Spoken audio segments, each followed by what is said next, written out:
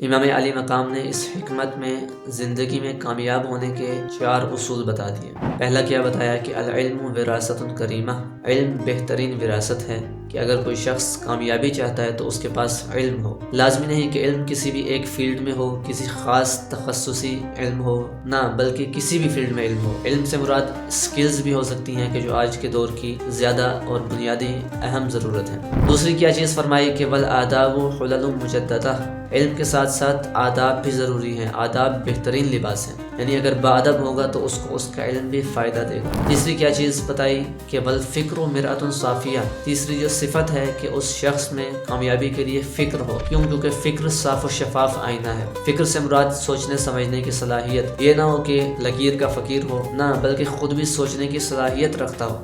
اس کے بعد فرمایا کہ ونعم القرین الرضا، اور بہترین صفت، بہترین ساتھی رضا ہے، یعنی تسلیم کر لینا بہترین صفت ہے۔ امام یہ بتانا چاہ رہے ہیں کہ اس شخص کو ہر صورتحال میں، ہر قسم کی سچویشن میں خوش رہنا آتا ہو۔ رضا سے مراد ہے راضی رہنا آتا ہو، یہ نہ ہو کہ کسی بھی سچویشن میں خود کو پریشان کر لے، خود کو ٹینشن میں ڈالے، نہ بلکہ کسی بھی حالت پر راضی رہنا بھی جانتا ہو۔